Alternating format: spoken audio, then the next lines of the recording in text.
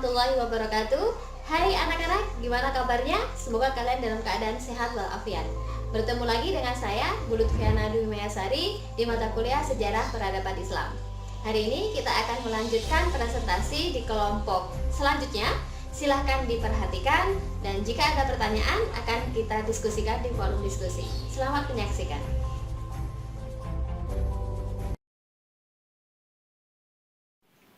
Assalamualaikum warahmatullahi wabarakatuh. Saya Yasmina Maulidahani. Di sini saya akan menjelaskan tentang latar belakang berdirinya Bani Abbasiyah. Yang pertama yaitu awal mula berdirinya Bani Abbasiyah. Awal mula berdirinya Bani Abbasiyah yaitu karena pada masa pemerintahan Bani Umayyah, pada masa kepemimpinan Khalifah Hisham bin Abdi al-Malik, muncul kekuatan baru yang menjadi tantangan yang besar untuk Bani Umayyah. Kekuatan tersebut berasal dari kalangan Bani Hashim yang dipelopori oleh keturunan Al-Abbas bin Abdul Muthalib.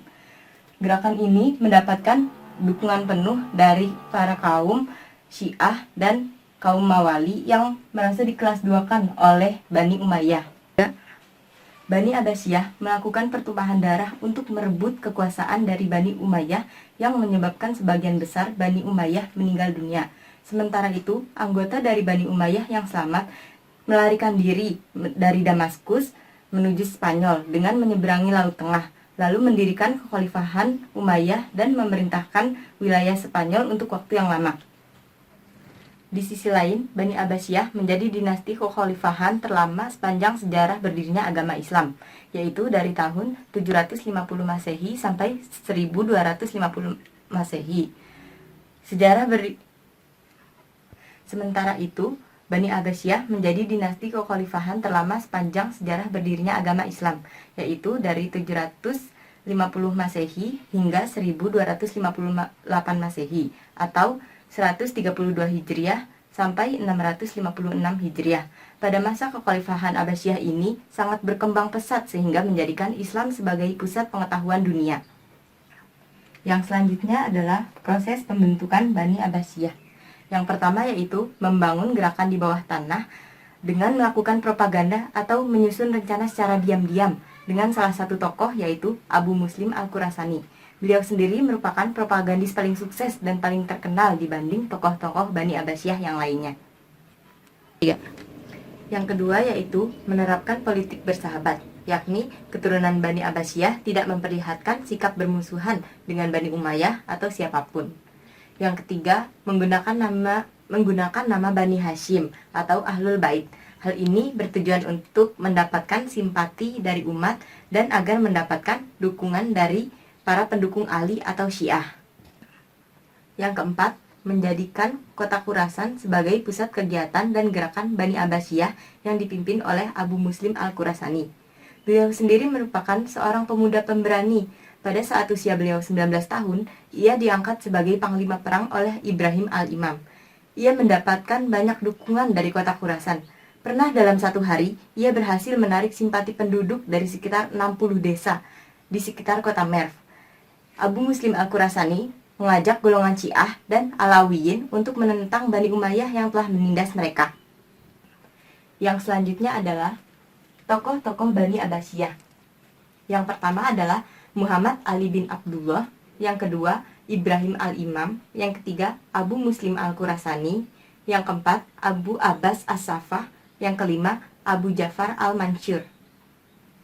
Yang selanjutnya adalah Baghdad sebagai pusat kekuasaan.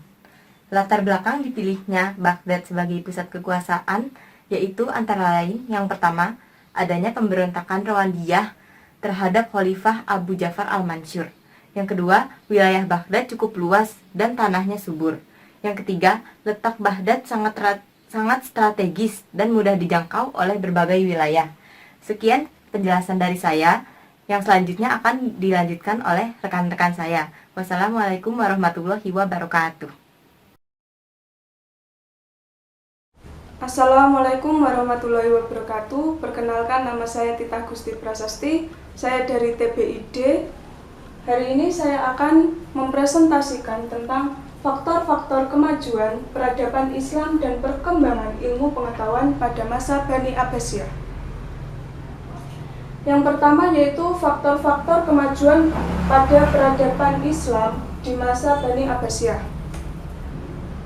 Yang pertama, lokasi ibu kota pada masa Bani Abbasiyah terletak di Baghdad yang dinilai sangat strategis sebab terletak di dekat Sungai Tigris. Pemilihan tempat ini melibatkan banyak pertimbangan, terutama dari para ahli. Kemudian yang kedua, terjadi asimilasi. Asimilasi di sini terjadi di antara bangsa Arab dan bangsa-bangsa yang lebih dulu maju peradabannya, seperti contoh Persia. Sehingga Persia memberikan pengaruh dalam berbagai bidang seperti dalam sistem pemerintahan dan ilmu pengetahuan. Kemudian yang ketiga, sistem pemerintahan yang baik.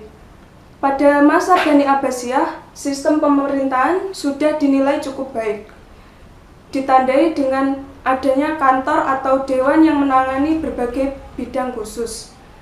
Contohnya yaitu adanya kantor arsip atau dewan koresponden yang disebut Dewan At-Tauqi yang khusus menangani berbagai masalah kearsipan. Kemudian ada juga kantor pengawal yang disebut dengan Dewan Al-Zimani serta Departemen Kepolisian dan Pos. Pada masa ini pula, pemerintah secara terbuka menerima berbagai masukan dan kritik dari masyarakat, sehingga pemerintahan bisa selalu berbenah. Kemudian yang keempat, sistem militer terorganisasi dengan baik. Pada masa ini, sistem militer sudah terorganisasi dengan baik, berdisiplin tinggi, serta mendapat pelatihan dan pengajaran secara reguler. Bahkan dalam militer, pasukan dibagi menjadi 3 jenis, yaitu yang pertama pasukan pengawal khalifah, kemudian pasukan bayaran, dan yang ketiga pasukan sukarelawan.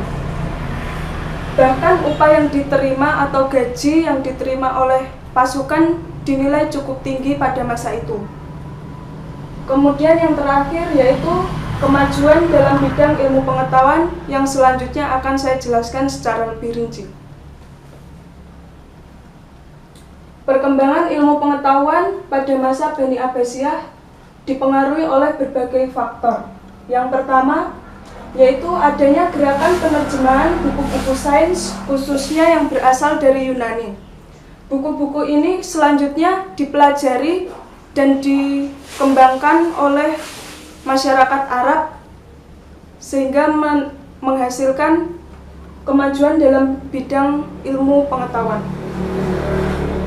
Kemudian yang kedua yaitu masyarakat sudah mulai mengenal pendidikan formal. Pada masa ini, masyarakat sudah mulai mengenal pendidikan formal, yaitu dengan adanya madrasah nizamiyah yang merupakan contoh awal perguruan tinggi pada masa Bani Abbasiyah. Kemudian yang ketiga, banyak kemajuan ilmu-ilmu agama, sains, dan teknologi. 3. Banyak kemajuan ilmu-ilmu agama, sains, dan teknologi. Pada masa ini terdapat banyak kemajuan dalam ilmu-ilmu agama, diantaranya yaitu ilmu hadis pada masa ini telah melakukan penulisan banyak kitab. Salah satunya yaitu kitab Al-Muwatta yang ditulis oleh Malik Ibnu Anas. Kemudian ilmu tafsir pada masa ini juga telah menjadi sebuah cabang ilmu mandiri, memisahkan diri dari ilmu hadis. Ilmu tafsir juga telah memulai penulisan tafsir Al-Quran pada masa ini. Kemudian pada masa ini pula, 4 imam madzhab fikih hidup, yang hingga saat ini masih menjadi acuan bagi kita semua. Kemudian untuk bidang sains terdapat banyak penemuan serta perkembangan ilmu pengetahuan, diantaranya dalam bidang kedokteran, matematika, astronomi, dan lain sebagainya. Kemudian dalam bidang teknologi, pada masa ini bangsa Arab berhasil menemukan cara untuk membuat kertas dengan jumlah yang banyak serta mampu membuat sebuah pabrik kertas di Baghdad. Demikian apa yang dapat saya sampaikan hari ini. Kurang lebihnya saya mohon maaf. Akhirnya, wassalamualaikum warahmatullahi wabarakatuh. Assalamualaikum warahmatullahi wabarakatuh. Di sini saya Sylvia akan menjelaskan tentang sebab-sebab kemundurannya Bani Abbasiyah.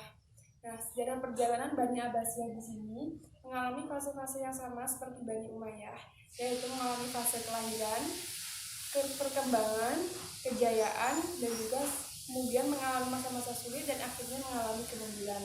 Nah, di sini sebab-sebab kemundurannya dibagi menjadi dua, yaitu internal dan eksternal. Faktor internal yang pertama yaitu perebutan kekuasaan. Nah, kekhalifahan Bani Abbasiyah di sini bersekutu dengan orang-orang Persia. Dan alasannya mengapa tidak bersekutu dengan orang-orang Arab, menurut Ibnu Khaldun yang pertama, karena orang-orang Arab sulit untuk melupakan Bani Umayyah. Dan kedua adalah terjadinya perpecahan antara suku-suku di dalam bangsa Arab tersebut. Nah, meskipun begitu, orang-orang Persia itu sangat menginginkan adanya raja, pegawai pemerintahan, dan juga tentara-tentara sebagai pengawal. Nah, orang-orang Arab menganggap bahwa orang selain non-Arab itu menganggap remeh dan menganggap bahwa orang Arab itu paling istimewa. Nah, fanatisme kebangsaan disinilah yang dibiarkan terus-menerus oleh penguasa sehingga terjadinya perebutan kekuasaan di lingkungan istana. Faktor internal yang kedua yaitu munculnya dinasti kecil. Nah, tidak dapat dipungkiri bahwa wilayah kekuasaan Bani Abbasiyah di sini sangatlah luas dari awal periode sampai periode kemunduran, meliputi Maroko, Syria, Irak, Mesir, Turki, Persia, dan juga India. Walaupun demikian, banyak juga daerah-daerah itu tidak dikuasai oleh khalifah secara real. Mereka dikuasai oleh para gubernur yang hubungan gubernur dengan khalifah tersebut hanya ditandai dengan upeti belaka. Nah, ada kemungkinan bahwa para penguasa itu sudah cukup puas dengan adanya pengakuan nominal dengan diwujudkan dengan upeti. Alasannya yang pertama yaitu karena khalifah tidak begitu kuat untuk membuat mereka tunduk. Dan yang kedua adanya rasa saling tidak percaya antara penguasa. Dan yang ketiga adalah pelaksanaan pemerintahan dengan kualitas yang sangat rendah. Adapun dinasti-dinasti yang memisahkan diri yaitu yang pertama Tahiriyah di Khurasan, Safariyah di Fars, Samaniyah di Taksonia, Tuluniyah di Mesir, dan Ghaznawiyah di Afghanistan, dan lain sebagainya. Internal yang ketiga adalah kemerosotan ekonomi. Pada awal periode Bani Abbasiyah memiliki kekayaan yang melimpah. Nah, dikarenakan dana-dana yang masuk itu lebih banyak daripada dana yang keluar, sehingga Baitul Mal itu banyak menyimpan harta kekayaan. Harta kekayaan ini diperoleh dari bidang pertanian, perdagangan, dan juga industri. Nah, seiring berjalannya waktu, kehidupan politik pun melemah dan mengakibatkan kehidupan ekonomi pun juga melemah. Hal ini dikarenakan pendapatan negara itu menurun dan juga pengeluaran yang membengkak. Pendapatan yang menurun ini dikarenakan yang pertama, banyak wilayah itu yang memisahkan diri sehingga membentuk dinasti dan tidak mau membayar upeti lagi. Dan yang kedua, dikarenakan banyaknya kerusuhan perekonomian yang terjadi di lingkungan masyarakat. Nah, pembengkakan ekonomi di sini dikarenakan para khalifah dan para penguasa dan keluarga di lingkungan istana bergaya hidup mewah, sehingga terjadi kemungkinan bahwa mereka itu melakukan korupsi. Nah, kemerosotan ekonomi inilah yang tidak bisa dipisahkan dengan kehidupan politik karena ini sangat berkesinambungan. Nah, faktor internal yang ketiga adalah munculnya aliran-aliran sesat. Munculnya aliran sesat ini dikarenakan cita-cita orang Persia itu tidak sepenuhnya tercapai, sehingga kekecewaan inilah yang menyebabkan sebagian dari golongan mereka itu mempropagandakan ajaran Manisme, Zoroastrianisme, dan Mazdakisme. Nah, gerakan ini biasanya disebut dengan gerakan Zindik. Khalifah Mansur sebenarnya sudah menitikberatkan untuk memerangi gerakan Zindik tersebut, tetapi pada masa pemerintahannya mereka itu lebih menitikberatkan untuk memerangi kaum Khawarij yang mendirikan negara Safaria di Sajarwana. Nah, terus perjuangannya ini diteruskan oleh Al-Mahdi.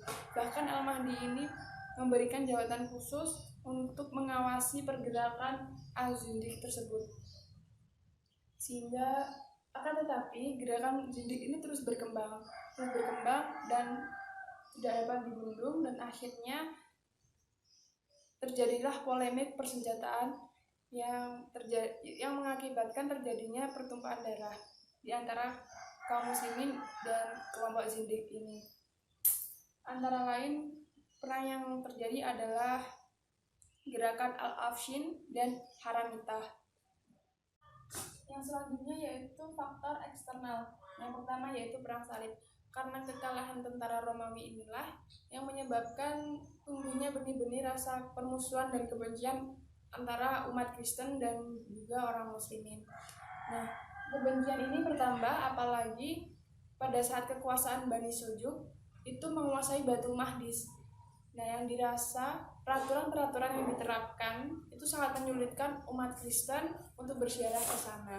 Sehingga pada tahun 1095 Masehi, Paus Urbanus II mengultimatumkan kepada orang Kristen di Eropa untuk mengadakan perang suci yang biasa disebut dengan perang salib. Nah, perang salib ini dilakukan secara dalam beberapa periode. Nah, dalam periode inilah banyak terjadinya pertumpahan darah sehingga menimbulkan banyak korban dan wilayah kekuasaan Islam sedikit demi sedikit berkurang. Faktor eksternal selanjutnya yaitu serangan Mongolia. Nah, akhir dari kekuasaan Bani Abbasiyah itu ketika sudah diserang oleh tentara Mongolia. Nah, tentara ini dipimpin oleh Hulagu Khan yang telah menguasai Asia Tengah di Khurasan, Persia, dan juga Asia Kecil. Sebelumnya, Hulagu Khan itu telah mengeluarkan ultimatum kepada khalifah untuk menghancurkan tembok kota yang berada di sebelah luar untuk diruntuhkan. Tetapi khalifah tidak memberi jawaban atas permintaan tersebut. Sehingga Hulagu Khan datang dan menghancurkan tembok kota tersebut. Nah, kesempatan dalam situasi kritis inilah diambillah oleh wazir yang bernama Ibnu Al-Khami untuk mengambil kesempatan untuk menipu khalifah dengan mengatakan bahwa kedatangan Hulagu Khan itu menginginkan perkawinan antara kedua putra-putrinya. Ketika khalifah sudah percaya dan keluar untuk menyambut kedatangan Hulagu Khan dengan membawa berbagai hadiah, ekspektasinya tidak sesuai dengan harapan. Bahkan Hulagu Khan itu membunuh wazir tersebut dan meluluhlantakkan seluruh kota Baghdad. Dan Khalifah Al-Mu'tasim itu terbunuh juga, dan sekitar 40 hari kota Baghdad itu dapat ditaklukkan oleh Hulagu Khan, sehingga Hulagu Khan menancapkan kekuasaannya di kota Baghdad. Dengan begitu berakhirlah kekuasaan Bani Abbasiyah. Nah, sepertinya cukup penjelasan dari saya dalam bab sebab-sebab kemunduran Bani Abbasiyah. Sekian, wassalamualaikum warahmatullahi wabarakatuh. Bagaimana anak-anak? Sudah bisa dipahami materi dari presenter? Ya, setelah ini kita akan diskusi di grup yang telah kita sepakati. Dan jika ada pertanyaan, sanggahan maupun tambahan terhadap materi yang telah dipresentasikan, akan kita bahas di forum tersebut. Terima kasih. Saya akhiri perkuliahan kita hari ini. Assalamualaikum warahmatullahi wabarakatuh.